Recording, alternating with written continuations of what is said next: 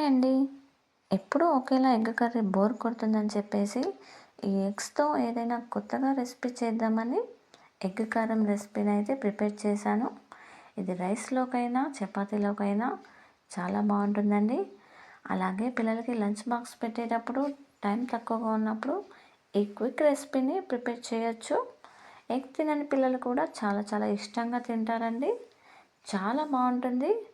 మీరు కూడా ట్రై చేయండి.